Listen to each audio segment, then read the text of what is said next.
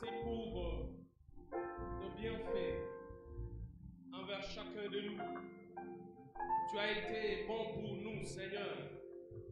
Et ce matin, nous te sommes reconnaissants. Nous voulons prendre cette opportunité pour te louer, t'élever et te dire de prendre place pendant ce temps de message. Nous te sommes reconnaissants, Seigneur. Tu nous as gardés durant toute cette semaine et tu permets que nous puissions nous retrouver en ces lieux. Ce n'est pas un hasard. Seigneur, tu as permis que mon frère se réveille, que ma soeur se réveille. Tu as permis que nous puissions nous retrouver en ces lieux. Nous voulons savoir, Seigneur, accepter tes bontés et tes bénédictions. Et tu es là chaque matin pour nous. C'est pourquoi nous voulons t'acclamer et les au-dessus de tout. Sois béni et sois béni. Sois magnifié au-dessus de tout. Tu mérites notre louange. Qui sommes-nous? Des gens morts. Mais nous avons été assez pour être pour la race des sacrificateurs et de rois, le Dieu du Père. Nous te disons merci pour ça. Au nom de Jésus. Et nous disons tous ensemble, merci Seigneur Jésus. Amen. Bien-aimés, je vous convie de lire avec moi les passages de ce matin qui est dans Genèse au chapitre 24. Genèse chapitre 24. J'aurais dû faire, c'est de vous demander de lire tout le chapitre, mais nous n'allons pas le faire par faute de temps. Mais si vous rentrez à la maison, vous pouvez utiliser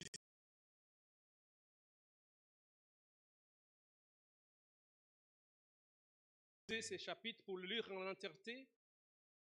Nous allons nous concentrer sur le verset 62 jusqu'au verset 65. Juste deux versets qui vont rester sans lecture pendant ce temps. Genèse 24, chapitre 62 jusqu'au 65. Je m'en vais lire au nom de notre Seigneur Jésus. Cependant, Isaac était revenu du puits de Locaï-Roy, ou roi, et il habitait dans le pays de Midi. Un soir qu'Isaac était sorti pour méditer dans le champ. Il leva les yeux et regarda. Et voici, des chameaux arrivent. Rebecca leva aussi les yeux et vit Isaac. Alléluia. Et descendit de son chameau. D'autres versions disent, et descend vite de son chameau. Et s'abaisse. Ensuite elle dit au serviteur, qui est cet homme qui vient dans le champ à notre rencontre? À notre rencontre. Et le serviteur répondit, c'est mon Seigneur. C'est mon Seigneur.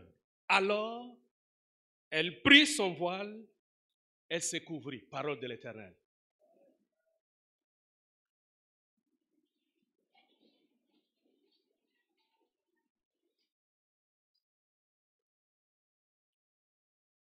Tu peux m'aider à saluer celui qui est à côté de toi et lui dire que le Seigneur te bénisse. Salue-le quand même, salue-le avec foi, avec force aussi. La Bible dit que la joie de l'Éternel est notre force. Sois dans la joie et je déclare que tu sois dans la joie ce matin, lors de cet enseignement. Alléluia. Amen. Cette histoire, bien-aimée, c'est une histoire très intéressante. Une histoire qui parle de la famille, de la fondation de la famille. Une histoire qui parle de la fondation du début d'un couple. Une histoire qui nous parle d'un responsable de famille, de deux responsables de famille, Isaac et Rebecca. Mais leur début, la Bible nous dit, si nous pouvons commencer par le premier chapitre, que Abraham étant vieux et plus âgé, presque en train de partir, il demande à son serviteur le plus ancien, son serviteur le plus ancien, qui était en possession de toutes ses affaires. Et ça, c'est le symbole du Saint-Esprit. C'est le symbole, le type du Saint-Esprit. Il lui dit, viens, approche, mets ta main en dessous de ma cuisse, parce qu'il voulait le faire jurer, un serment. Il lui dit, accepte, que mon fils Isaac est là, tu ne vas pas lui chercher une femme parmi les femmes des Cananéens.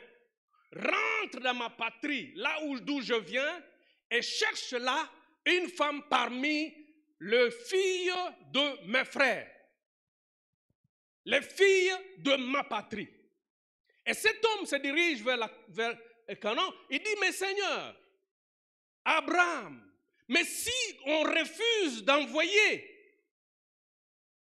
la femme, et Abraham lui dit, mais s'il refuse de l'envoyer, tu seras quitte de serment.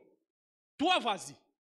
Mais cet homme, la Bible nous dit, il part, il ne savait pas qui rencontrer, il ne savait qui faire, quoi faire, il ne savait à qui s'adresser, il n'avait ni WhatsApp, ni Facebook pour envoyer un message, il n'avait ni carte pour connaître là où il devait partir. Et la Bible nous dit, son recours, il est allé vers l'Éternel. Il a demandé au Seigneur, au verset 12 par exemple, la Bible dit, Éternel mon Dieu, fais-moi une heureuse rencontre ce jour. Oh, j'ai pris que tu aies une heureuse rencontre dans ta vie. Fais-moi une heureuse rencontre. Je vais là où on m'a indiqué. Mais quand j'arrive, je ne sais pas quelle est la femme. Je ne sais même pas comment identifier la femme. Moi, je suis limité, mais toi, tu es illimité. Toi, tu connais tout. Alors, cette fille-là, je vais aller vers un puits. Quand je vais lui demander de me donner de l'eau à boire, si elle me donne de l'eau et qu'elle fasse un pas supplémentaire à ce que je lui ai demandé, qu'elle dise, je veux même faire boire à tes chameaux, alors je vais connaître que c'est là la femme que tu as prévue pour mon Seigneur. Il est parti. Les choses se sont passées telles qu'il avait demandé. Parce qu'avant même qu'il termine à prier, il voit Rebecca qui vient. La Bible dit que c'était une très belle femme qui arrive avec sa cruche sur l'épaule. Et il lui demande, et quand il a puisé, il demande de l'eau. Rebecca baisse l'épaule, donne de l'eau au monsieur, au serviteur. Ce serviteur, quand il a bu, il a fini. Et voilà ce que la femme va lui dire. Accepte que j'aille aussi puiser pour tes chameaux. Et c'était 10 chameaux. Parce que cet homme a mené 10 chameaux. Avec des serviteurs et d'autres personnes qui l'accompagnaient. La Bible nous dit, cet homme était touché. Il a dit sûrement c'est cette femme qui est la femme de mon Seigneur. On lui a demandé une chose, elle va faire au-delà de ce qu'on lui a demandé. Extra mile, c'est ce que les Anglais disent. Alléluia! Alléluia! J'aimerais que ce matin, nous puissions réfléchir sur ces choses. Cet homme sort des bracelets en or, sort l'anneau en or, met sur le bras de Rebecca, ils vont à la maison, ils présentent toute la situation, il veut, ses frères et les autres, et sa mère essaient de parler, il dit demain je dois partir avec la femme. On demande à la femme, elle accepte de partir. Et quand ils sont en train de venir, ils arrivent jusqu'au point où ils devraient arriver. La Bible nous dit maintenant, c'est là où nous sommes dans ce chapitre, dans ce verset que nous avons lu, la Bible nous dit que Rebecca, d'abord Isaac était sorti dans les champs pour méditer la parole de Dieu, pour méditer. Et Rebecca, dès qu'elle voit Isaac, la Bible nous dit qu'elle saute, qu'elle descend de son chameau. Qu'elle descend de son chameau. Mais qui lui a dit que c'était Isaac? Elle a vu ce que les autres n'ont pas pu voir. Elle a vu ce que les autres n'ont pas pu voir. Et la première des choses qu'elle fait, elle descend d'abord de son chameau. Descendant de son chameau, elle pose maintenant la question. Mais comment il ne devait pas poser d'abord la question? Mais elle descend d'abord du chameau et elle pose la question au serviteur. Mais qui est cet homme? Et quand on lui confirme que c'est celui-là, l'homme, voici l'homme. La Bible nous dit, elle prend le voile, elle couvre, elle se couvre. Je ne vais pas entrer aujourd'hui dans les détails de pourquoi il faut quand une femme doit prier, il faut qu'elle couvre le voile. Je ne veux pas entrer dans cela. Mais nous allons voir une dimension spirituelle par rapport à ça. Parce que de toutes les façons, la majorité des femmes ici ont couvert leur tête. Hein? Ça dépend de ce qu'elles ont couvert, soit les cabellos, soit les mèches et autre chose. La majorité, 80%, leurs cheveux, leurs têtes sont couvertes. Je ne veux pas entrer dans ces détails. Je suis des souches pentecôtistes, mais je ne veux pas entrer dans ces détails. Parce que ce sont des détails doctrinaux. Mais je sais qu'il y a une réalité spirituelle cachée dedans, que nous allons voir aujourd'hui. Bien-aimés de Dieu, essayons de voir quelque chose de plus important. C'est quelques leçons. J'ai compris une chose. Quand Isaac regarde devant, Isaac ne voit même pas Rebecca. Isaac ne voit même pas le serviteur. Isaac voit le chameau.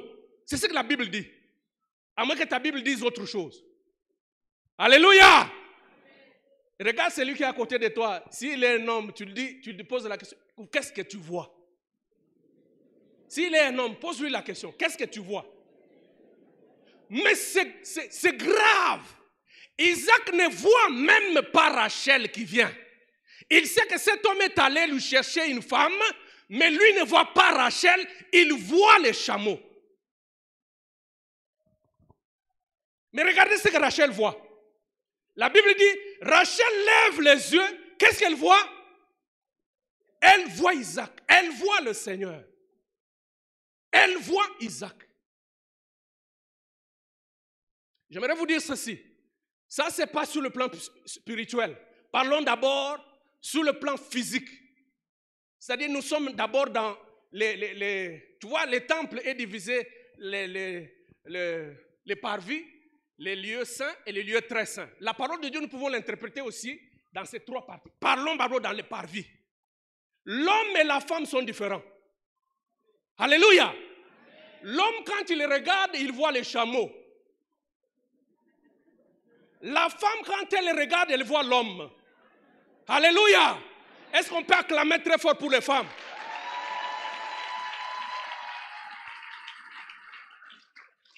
Et ça fait beaucoup de conflits dans les couples. Prenez même un groupe d'hommes, un groupe de jeunes gens, vous les mettez quelque part. Allez écouter ce qu'ils parlent. Oh, tu connais cette voiture-là? Oh, tu connais ça? Oh, tu connais Ronaldo, ce qu'il a acheté comme voiture? Tu connais ce qu'il a fait? Voilà ce qui attire l'attention de l'homme. Mais prenez les jeunes femmes, mettez-les de l'autre côté. Écoutez ce qu'elles sont en train de parler. Au moins, je vais vous Umuna kinega lataki. Umuna akum munene. Na bana na eba kumine boye. Mobali nangai tangwa yaka asal kanga boye. Mais quand l'homme lui raconte, l'homme est en train de raconter des histoires, des matériels, des maisons. Qu'est-ce qu'on peut faire? C'est ça l'homme. C'est Dieu qui a créé l'homme comme ça.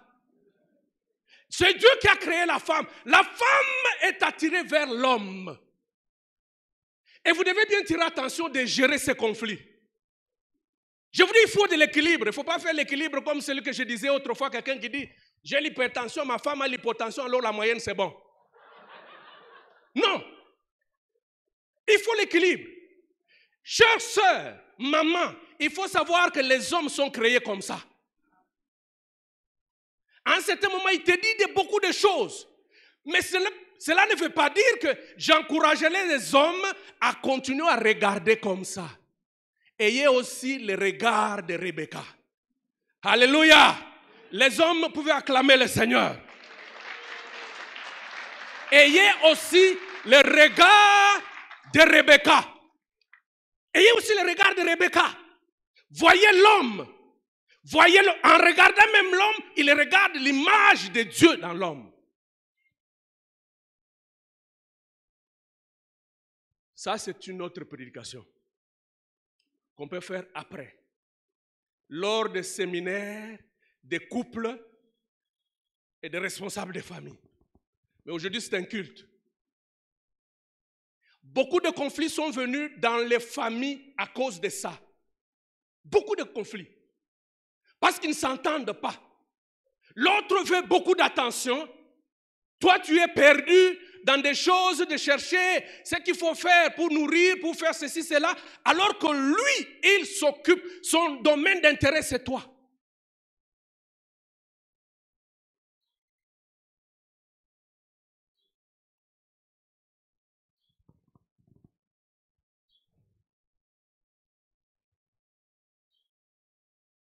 Nous devons utiliser ces différences en famille du côté positif. Et non pas créer des conflits. Mais alors, essayons de tirer quelques leçons de cet enseignement. Quelques leçons.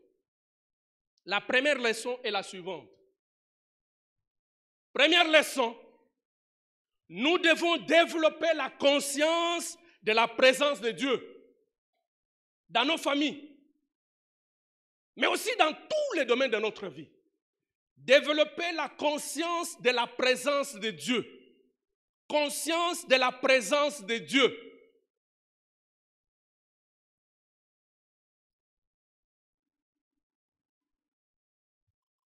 Rebecca lève les yeux, elle voit. Isaac lève les yeux, il voit. Mais je vais insister plus sur la vision de Rebecca. C'est pourquoi j'intitule cet enseignement « Ce que tu vois impacte ton futur ». Ce que tu vois impacte ton futur. Impacte ta destinée. Ce que tu vois. Elle voit le Seigneur. Elle voit l'homme.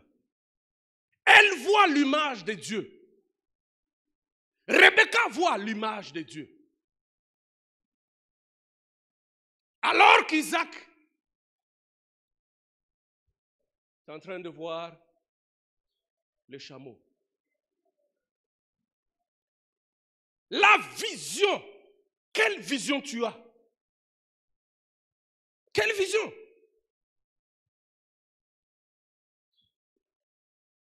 Frères, sœurs, le niveau de conscience pour la présence de Dieu que tu as détermine la suite de ta vie chrétienne. Qu'est-ce que je veux dire? Je m'explique. Vous savez, il y a des gens qui sont conscients d'autre chose. Je donne un exemple. Tu arrives dans un endroit, il y a beaucoup de choses que tu peux voir. Mais dès que tu vois un serpent, toute ton attention est fixée sur le serpent. Parce que tu dois fuir, parce qu'il y a un danger, parce qu'il y a quelque chose là-bas. Et tout ce que tu fais dépendra de ce que tu as vu. Parce que tu as vu un serpent. Alors qu'il y avait la chair, il y avait des micros, il y avait beaucoup de choses, il y avait beaucoup d'autres choses ici. Mais toi maintenant, toute ton attention sera fixée sur le serpent. Parce que c'est un danger pour toi. C'est la même chose. Si nous n'avons pas notre conscience, notre vision fixée sur le Seigneur, notre comportement, nous n'avons pas à dire à quelqu'un que non, nous sommes fixés sur le Seigneur. Que des gens, que des chrétiens aujourd'hui, qui ont à leur conscience seulement la présence de Satan, le serpent. Ils lisent des livres sur comment les démons opèrent. Ils lisent des livres sur comment Satan travaille. Mais Satan a été déchu à la croix. Au lieu d'avoir conscience de la présence de Satan, aie conscience de la présence de celui qui a vaincu Satan à la croix. Comment tu dois développer cette conscience de la présence de Dieu? Parce que c'est ça, la Bible nous dit, dans Deutéronome 31, qui est même le thème de notre marche. L'Éternel lui-même marchera lui-même devant toi. Il sera lui-même avec toi. L'Éternel sera avec toi. Il l'a promis. Mais comment toi, tu peux être conscient seulement de la présence de Satan? Deuxième chose, tu arrives, tu as tellement faim. Tu arrives dans une maison, ça doit être ici. Tu trouves ici, on a mis une bonne nourriture fumante.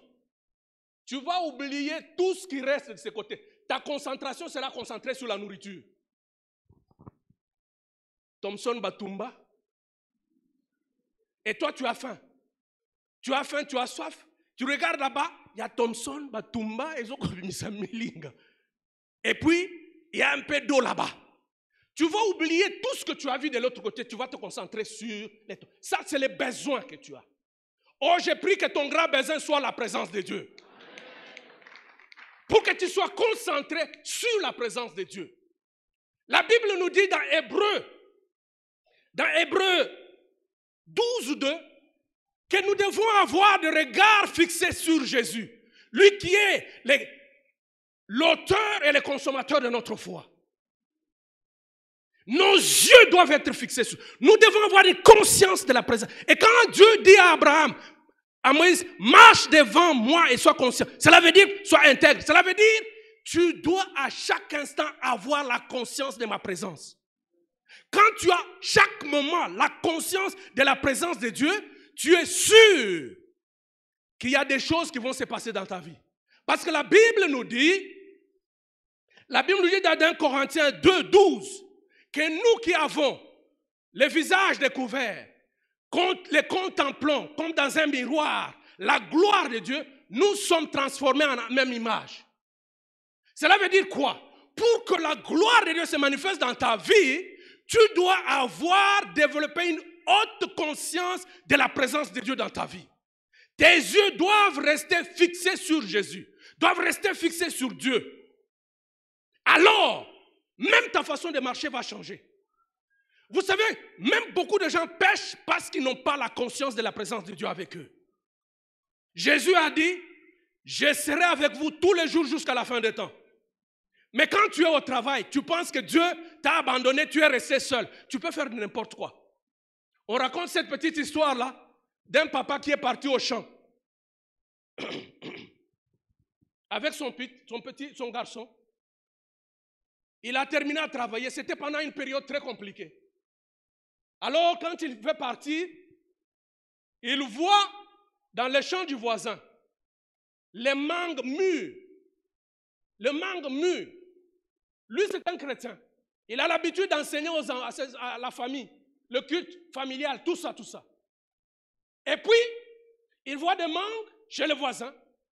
Il regarde à gauche, à droite, il n'y a pas de bruit. Il demande à son enfant, toi reste ici. Regarde sur la route, si quelqu'un passe, si tu vois quelqu'un venir, tu me dis, je vais descendre. Je vais monter pour cueillir un peu quelques mangues parce que nous avons faim, nous en avons besoin. Le papa monte. Il va cueillir quelques 2 mangues, il envoie à l'enfant. L'enfant est là. Il veut aller cueillir encore d'autres mangues qui étaient un peu à des endroits lointains. Il pose maintenant la question à l'enfant. Est-ce qu'il n'y a pas quelqu'un qui vient? Il dit non, papa. Mais papa, j'ai une question à te poser. Il dit, pose la question, mon fils. Mais quand tu dis que je dois vérifier les gens, où est Jésus? Il ne te regarde pas. Est-ce que Jésus ne te voit pas? Imaginez-vous même la réponse de papa. Le papa est descendu, il a pris les mangues, il a remis les mangues en dessous de manguier et il est parti. Parce que l'enfant leur a rappelé de la présence de Dieu. Oh, j'ai prie que chaque instant, que chaque jour, que la présence de Dieu soit une réalité permanente dans ta vie, au nom de Jésus.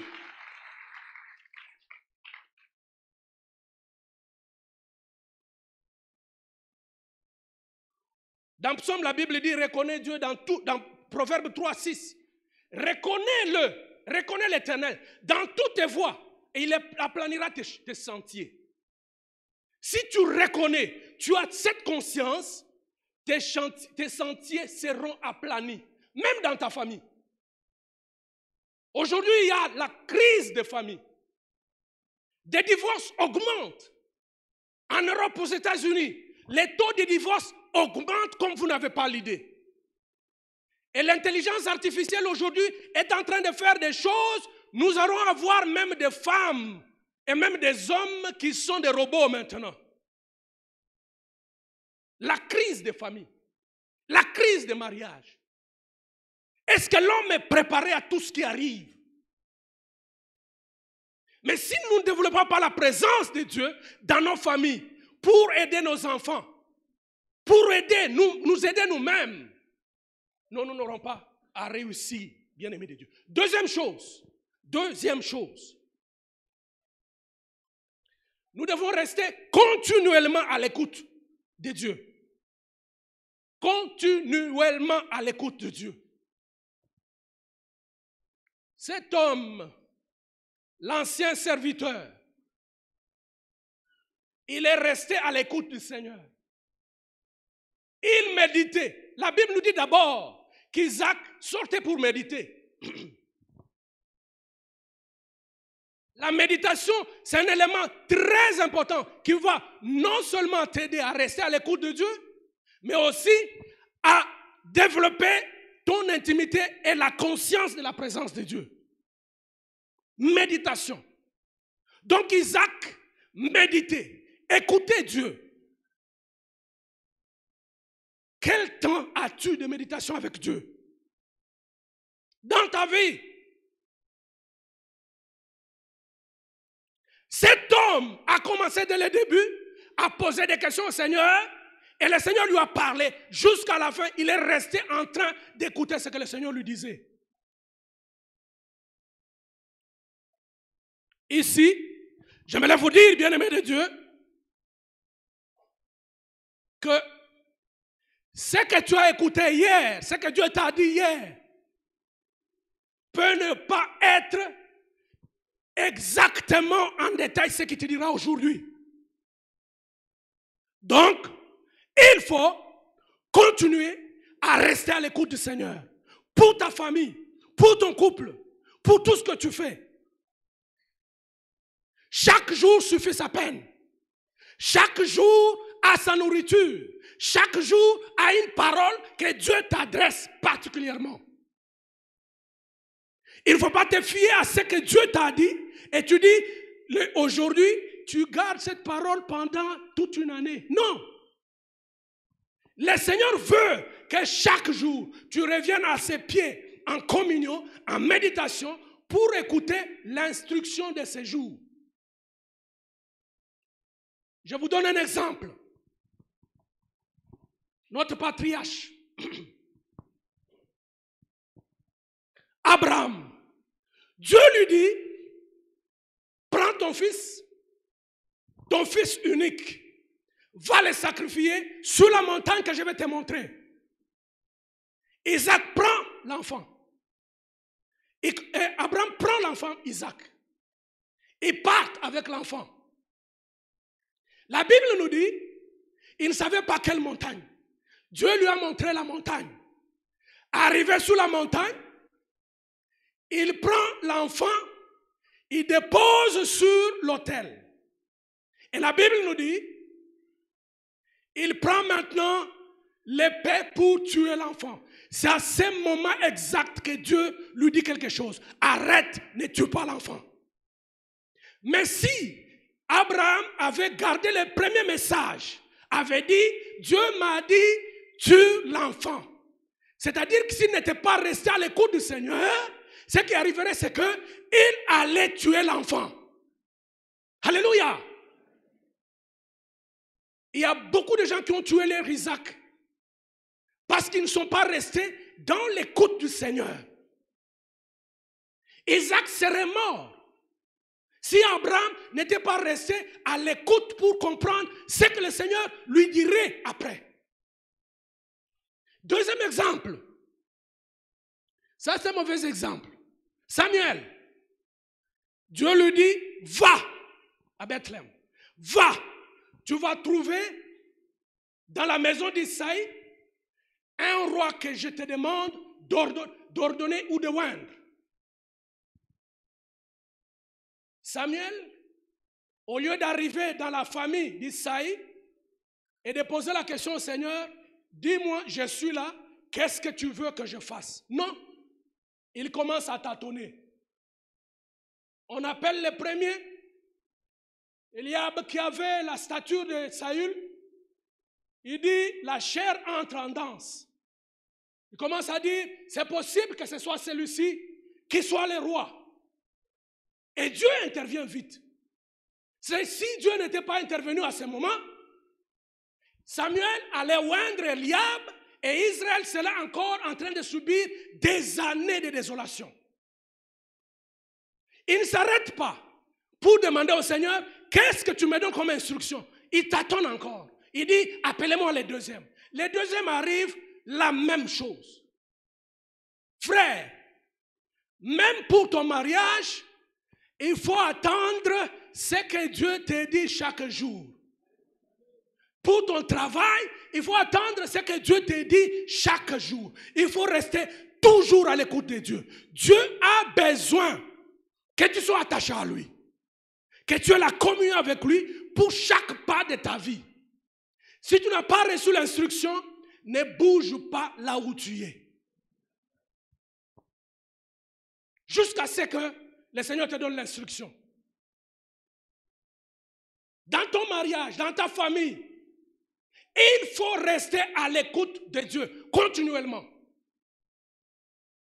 Continuellement. J'aime bien un serviteur de Dieu qui dit ceci. Tu n'as pas besoin de la carte géographique qui doit t'indiquer là où tu vas. Mais ce dont tu as besoin, c'est un guide. Alléluia. Tu peux arriver dans une ville, j'ai expérimenté ça. J'arrive dans une ville, à l'hôtel où nous étions, je demande comment je peux arriver quelque part. Il me dit, oh non, c'est simple. Voilà, il me donne la carte. Je prends la carte, je déploie la carte, je peux voir l'endroit où je veux aller. Oh, ça c'est la voie de métro, ça c'est ceci, tu vas arriver. Je pouvais voir, mais vous savez ce qui m'est arrivé? J'étais perdu. Et je suis rentré pour dire que je n'ai pas pu arriver là où je devais partir. Que des chrétiens qui ont besoin de la carte géographique de leur vie pour arriver là où ils veulent partir. Tu n'as pas besoin de la carte géographique de ta destinée.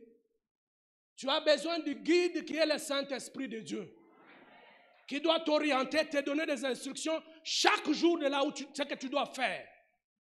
Parce que le Saint-Esprit, les paramètres peuvent changer. Il peut te dire, ne va pas comme ça, va comme ça. Mais si toi tu suis la carte de ta destinée, et Dieu ne donne même pas la carte, parce que les choses cachées appartiennent au Seigneur. Dieu a besoin que tu aies le guide, qui est le Saint-Esprit, sa présence. C'est ça dont tu as besoin. Tu n'as pas besoin de carte. Tu as besoin de suivre les instructions que le Seigneur te donne pour avancer avec lui. Alléluia.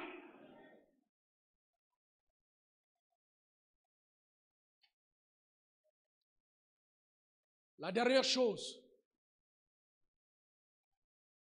s'humilier, c'est rabaisser. Tu dois t'humilier. L'humilité précède la gloire. Dans des familles, l'humilité est devenue denrée rare. L'homme ne s'humilie pas, la femme ne s'humilie pas, et qui donnent de mauvais exemples à leurs enfants.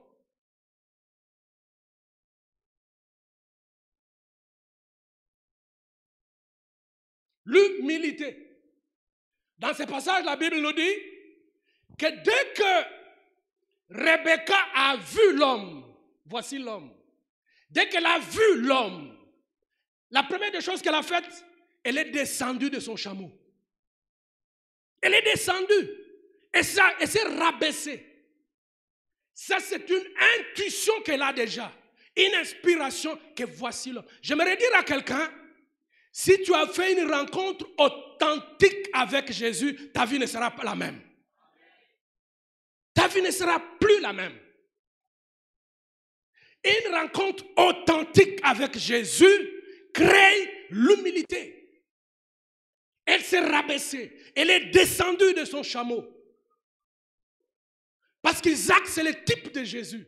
Et Rebecca, c'est le type de l'église. Oh, je prie que ma soeur, que mon frère, aujourd'hui, tu développes l'humilité dans ta vie et c'est ça qui va t'aider à monter davantage.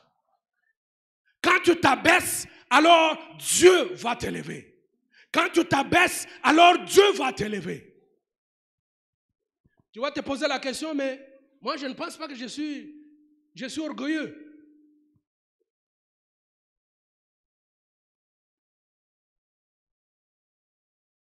Je te prie cet avant-midi, frères et sœurs, descends de ton chameau. Il y a des gens qui sont conscients de leur diplôme. Il y en a qui sont conscients de leurs habits. Il y en a qui sont conscients de leurs bijoux, conscients de leur position, conscients de leur beauté, conscients de toutes ces choses. Mais je te demande, sois conscient de la présence de Dieu. Si tu es conscient des choses, tu resteras toujours sur ton chameau. Quel est ton chameau aujourd'hui? Je ne sais pas les chameaux sur lesquels tu montes. Mais descends. À cause du manque d'humilité des femmes, d'autres ont même divorcé. D'autres ont même, aujourd'hui, ils vivent un mariage qui est un non-mariage.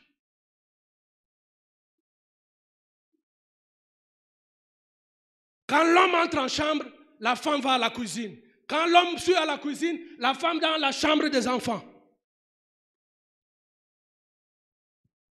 Que des conflits. Un peu d'humilité. Un peu d'humilité au travail. Un peu d'humilité à l'église. Un peu d'humilité là où tu es, dans ta famille, auprès de tes enfants. Rabaisse-toi. Descends de ton chameau. Quand tu descends de ton chameau, Dieu va t'élever. Parce que la Bible dit, l'humilité précède la gloire. À cause de l'humilité, Rebecca a fait ce qu'on appelle en anglais extra mile. Cela veut dire quoi? Quand cet homme lui a demandé, viens, donne-moi à boire, elle est allée au-delà de ce qu'on lui a demandé. Frères, sœurs, en tant qu'enfants de Dieu, nous devons revêtir l'humilité. Cela veut dire quoi? Cela veut dire que nous devons essayer à tout prix à agir au-delà de l'ordinaire. Si tu es au travail, ton patron doit savoir que quand il te demande quelque chose, toi tu vas au-delà. C'est ça que le Seigneur nous demande. Dans Matthieu, il nous demande d'aller au-delà, de faire un extra mile. C'est ce que cette femme a fait. Mais il y a de ces gens-là, même des jeunes filles, on te demande quelque chose, soit tu refuses ou tu fais seulement ce qu'on t'a demandé à faire. Si on te demande de travailler 8 heures, ajoute même 9 heures. Alors, Dieu va voir ce qui va t'arriver. Ne reste pas parmi les gens, les hommes ordinaires. Vous savez, il y a une différence entre être ordinaire et être extraordinaire. Ceux qui sont extraordinaires, ce sont des ordinaires qui font des extra miles. Même si c'est dans le sport, il y a des gens qui jouent, qui font les entraînements ordinaires, ils resteront ordinaires. Mais si tu es dans les sports et que tu fais des entraînements avec extra miles, tu vas devenir extraordinaire. Oh, je prie que ta vie à partir d'aujourd'hui commence à se déplacer vers une vie extraordinaire au nom de Jésus. Et ça dépend de toi-même. Rebecca l'a fait. Elle est devenue une femme extraordinaire. C'est pourquoi on l'a bénie. On a dit, que ta semence possède la porte de ses ennemis. Extraordinaire. Extraordinaire.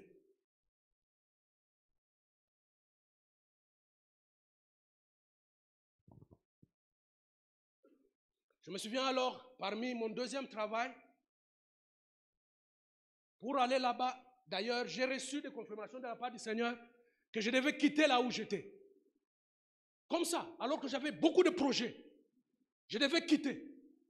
Le Seigneur m'a dit, tu dois quitter ici. Même si c'est florissant, mais tu dois quitter. Quand j'ai titubé, j'ai vu un frère qui est venu aussi me dire que le Seigneur il a fait un songe. On lui a dit que je devais quitter cet endroit. J'ai prié, le Seigneur a confirmé le message. J'étais obligé de quitter cet endroit. Et quand j'ai quitté, j'ai pris un nouveau poste. C'était terrible parce que ça n'avait pas l'apparence de me faire réjouir. J'ai même fondu. Alors que le précédent employeur, l'adjoint, dit aux autres, vous voyez, il ne faut pas prendre des décisions comme ça. Vous voyez ce qu'il a fait? Il a pris les décisions de la folie de la jeunesse. Mais moi, je savais que j'avais la promesse de Dieu.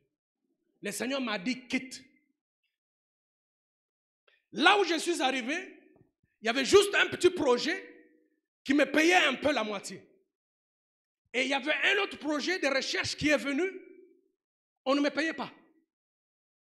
Et j'ai commencé à travailler. Le Seigneur m'a dit, travaille sur ce projet.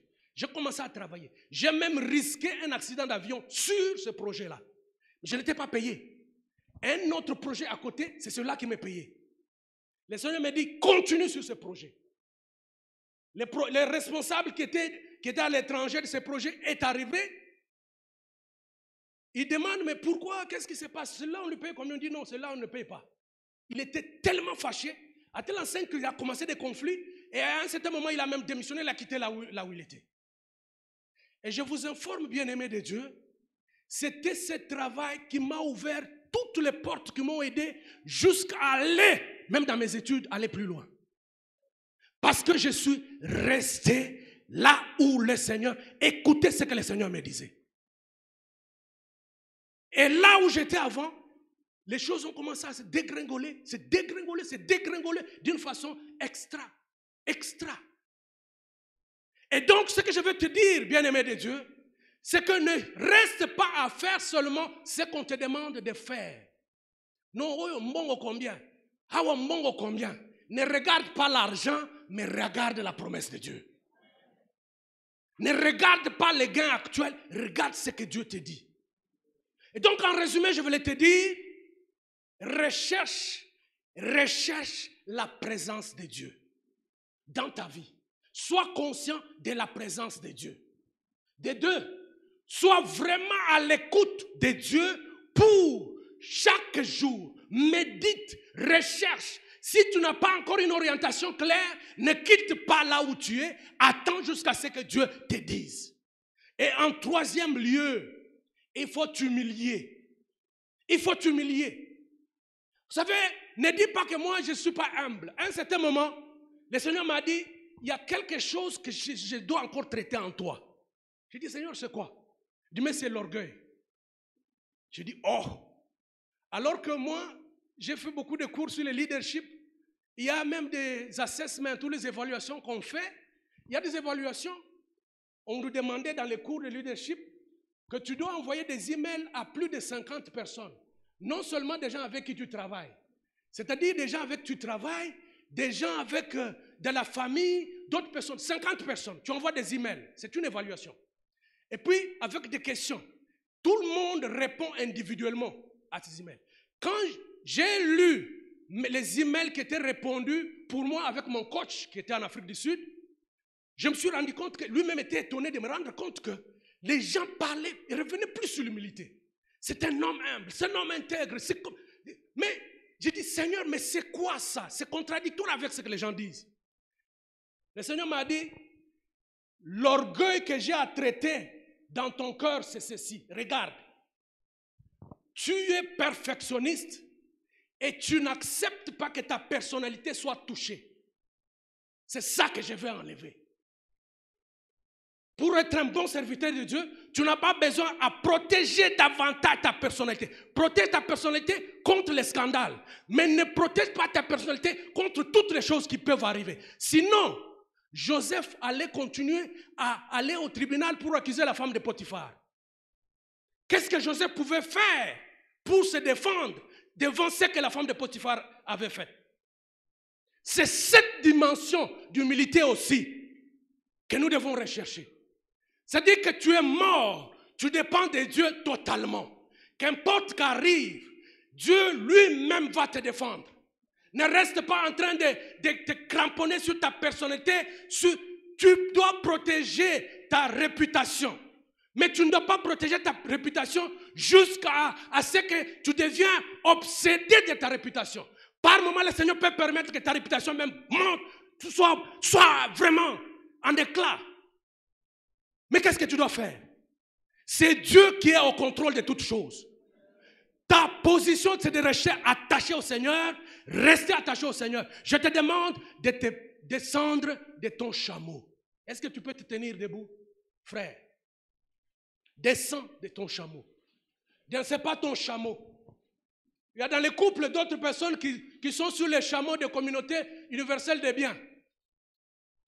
Moi, si le babo, il y a quelque chose dans la communauté universelle des biens. Ça peut être tes bijoux.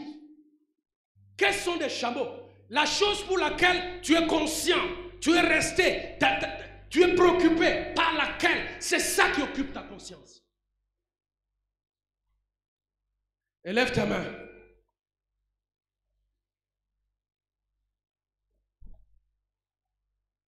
Cette femme, elle a pris le voile, elle a couvert. Cela veut dire qu'aussi, spirituellement, qu'il y a des choses. Le voile là, on voyait les yeux, mais toutes les autres parties sont couvertes. Rachel, ce que tu vois, il ne faut pas tout dire. Il faut couvrir, il faut tamiser ce qui sort de ta bouche. Tamise ce qui sort de ta bouche. C'est pourquoi Rebecca a couvert sa bouche. Elle a couvert ses oreilles. Il y a des choses que tu entends. Tamise ces choses. Est-ce que tu peux commencer à prier pour l'humilité? Tu peux commencer à prier pour la présence de Dieu. Développe la méditation. Développe la vie de prière et jeûne pour te rendre compte que la présence de Dieu est toujours là. Et c'est cette présence qui va t'aider à vivre une vie extraordinaire.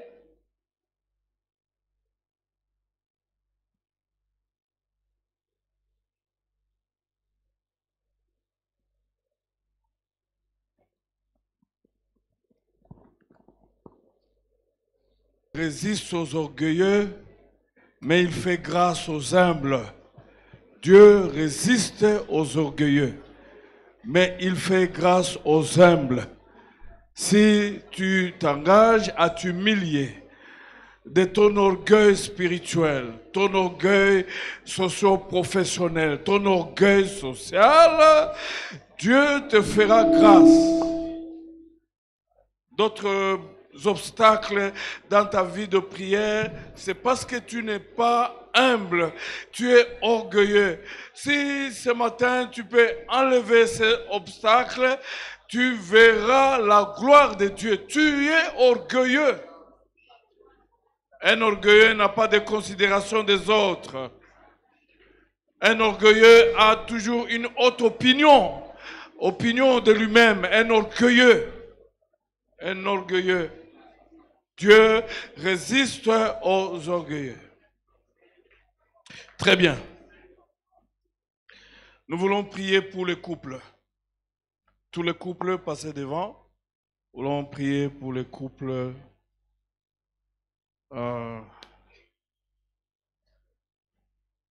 Les couples sont devenus la cible du diable depuis le jardin d'Éden. Il y a des divorces, il y a cette histoire d'homosexualité. En fait, le vrai problème dans ce monde, c'est la désacralisation du mariage. Et c'est ça le travail du diable chaque jour.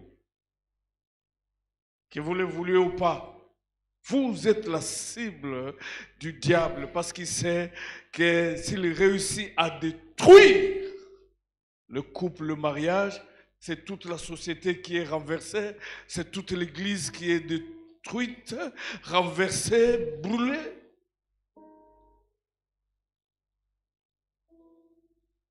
Et alors nous voulons prier pour les couples. C'est très important. Et en priant pour les couples, même les fiancés, les couples fiancés reconnus officiellement, vous rejoignez les autres et nous implorons simplement la grâce sur vous. Que Dieu vous garde unis. Que Dieu vous soutienne jusqu'à vieillir ensemble.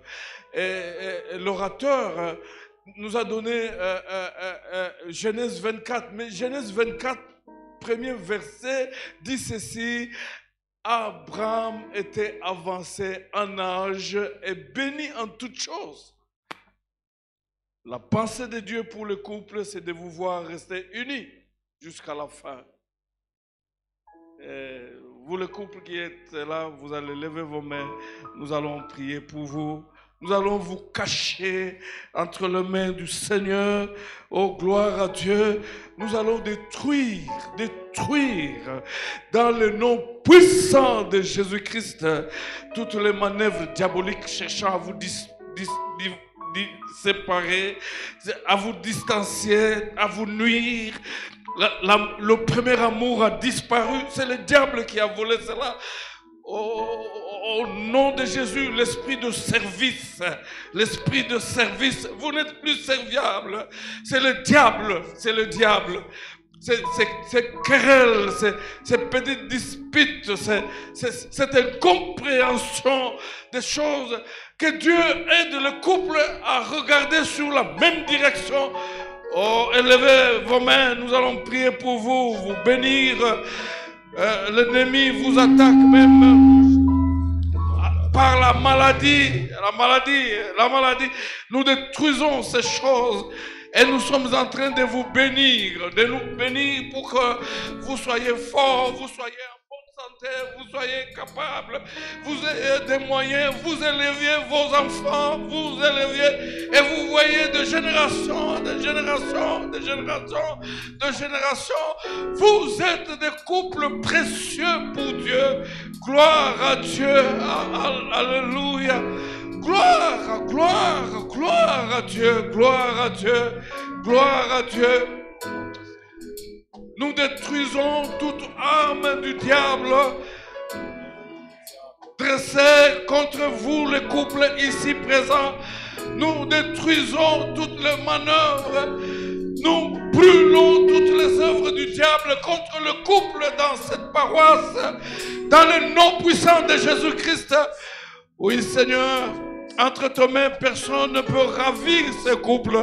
C'est pourquoi, Seigneur, je les amène et je les dépose entre tes mains. Car toi qui veilles sur ce couple, qui veilles sur l'amour conjugal, qui veille sur leur relation, l'intimité, tu ne donnes ni ne sommeil. Oh, gloire à toi, Seigneur. Tout ce qui est provoqué par le diable, même la pauvreté, la crise, tout, je le détruis au nom de Jésus. Seigneur, ramène ces couples à vivre encore le premier amour. Comme dit dans ta parole, je connais ton travail, je connais ta détermination, mais ce que j'ai contre toi, tu as perdu le premier amour. Je suis en train de prier pour ce couple. Oh, gloire à Dieu, que tu souffles encore sur le premier amour. Ramène le premier amour. Ramène le premier amour. Ramène le premier amour dans le nom puissant de Jésus-Christ. Merci de le protéger. Merci de le bénir. Je suis en train de le bénir pour qu'il vive longtemps, qu'il soit heureux. qui voient de génération en génération. Merci parce qu'ils sont cachés en toi. Et le diable est frappé d'aveuglement. Au nom puissant de Jésus. Amen. Gloire à Dieu. Les couples, vous êtes en train de regagner vos places. Je demande aux jeunes gens, les jeunes gens qui ne sont pas encore fiancés. J'ai beaucoup aimé. Le serviteur a prié. Et après avoir prié, pour chercher la volonté de Dieu, Dieu a confirmé sa volonté, il a pris la femme. La deuxième chose, Abraham n'a pas envoyé qu'on a cherché, n'est-ce pas, pour femme, la femme dans les nations païennes. Le jeune gens aujourd'hui, il m'amène des fiancés païens, des fiancés qui sont dans des sectes, des fiancés qui sont dans des églises où on n'adore pas le Seigneur. Et en fait, il ne faut pas oublier que la plupart des difficultés que nous avons ont commencé dès le départ à partir du choix. Mais le serviteur d'Abraham était souple. Il a prié d'abord pour chercher la volonté de Dieu et convaincu par la volonté de Dieu, et n'est-ce pas, et il a pris Rebecca, il l'a ramenée à la maison. Il n'est pas allé chercher la femme à Isaac parmi les païens. Jeunes gens, levez-vous, passez devant. Vous qui êtes en train de chercher la volonté de Dieu, passez devant. Je suis en train de prier pour que Dieu chasse sur vos chemins le païen qui vient à l'église et qui ne connaissent pas le Seigneur. Le païen.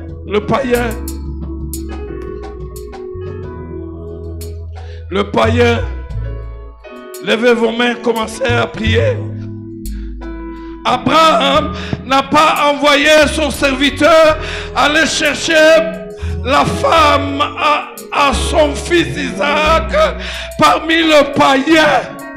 Même si vous êtes de la même tribu, même si dans vos tribus, on vous oblige de vous marier entre vous, mais quand ce sont des païens, cela n'engage pas Dieu. Si pas aujourd'hui, demain tu vivras les conséquences. Si pas demain, après-demain. Si pas après-demain, dans 10 ans, 20 ans. Parce que tu es allé chez le païen. Il n'y a pas de relation entre la lumière et les ténèbres. Levez vos mains. Gloire à Dieu. Je vais prier pour vous, Seigneur. Je te bénis parce que tu veux que le jeune se marie. Gloire à toi. C'est ta volonté que ce jeune se marie. Si l'ennemi combat ceux qui se sont déjà unis mariés, il combat aussi ceux qui veulent se marier, mais tout en respectant ta parole. Et voilà la raison pour laquelle, Seigneur, je viens m'attaquer au diable dans le nom puissant de Jésus. Je veux briser le lien, les chaînes, les obstacles. Je veux briser même toutes sortes de malédictions dans le nom puissant de Jésus-Christ. Et je déclare que le mariage de ces jeunes gens soit libéré dans le nom puissant de Jésus-Christ. Que le mariage soit libéré et que la malédiction qui pèse sur le mariage soit détruite au nom puissant de Jésus-Christ. Qu'ils soient libérés pour fonder leur famille. Qu'ils soient libérés dans le nom puissant de Jésus-Christ. Que tout aveuglement dans ce domaine soit détruit au nom puissant de Jésus. Père, cette jeunesse, si cette jeunesse pouvait retrouver la stabilité dans le mariage, tu seras glorifié. Tu seras glorifié, je te prie d'écouter ma prière encore ce matin. Cette jeunesse, s'il pouvait se retrouver stable dans le mariage, oh gloire à Dieu, ils seront exempts de la prostitution, exempts de l'adultère, de l'impudicité. Tu seras glorifié. Exauce-moi à cause de Jésus-Christ. Visite cette jeunesse. Oh gloire à toi, merci, je crois que tout est libéré maintenant. Oh gloire à toi. Gloire à toi, fais venir l'homme, femme de la vie d'un chacun. Et ainsi nous aurons une église stable.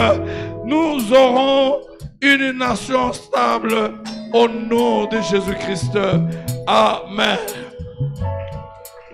Nous sommes, toute l'église, nous restons debout. Nous sommes arrivés à la fin, nous restons debout. Là, pour terminer, je suis en train de m'adresser aux couples qui cohabitent déjà 2 ans, 1 année, 10 ans, mais qui n'ont jamais, dont le mari n'a jamais versé même la dot. C'est un péché parce que le serviteur d'Abraham a versé la dot avant de prendre Rebecca. Il a versé la dot. Si vous êtes là ce matin, vous habitez ensemble avec votre épouse alors que vous n'avez jamais versé la dot, c'est un péché. Levez nos mains.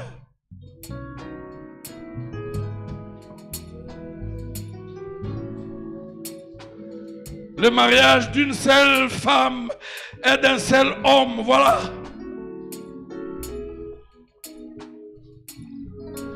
Que l'Éternel vous bénisse. Que l'Éternel vous fasse du bien. Que l'Éternel vous exauce. Que l'Éternel vous accorde une bonne santé. Que l'Éternel vous donne de l'argent. Qu'il accomplisse vos vœux. Qu'il vous donne ce que vos cœurs désirent. Il va marcher devant vous comme un feu dévorant pendant toute cette semaine. Pendant tout ce mois, il va marcher derrière vous comme arrière-garde pour vous protéger de toute menace. Je déclare, vous ne serez jamais surpris par le diable. Parce que votre Dieu qui marche avec vous, il est au contrôle. Soyez ainsi bénis au nom puissant de Jésus-Christ, lui qui est notre Seigneur et Sauveur. Amen.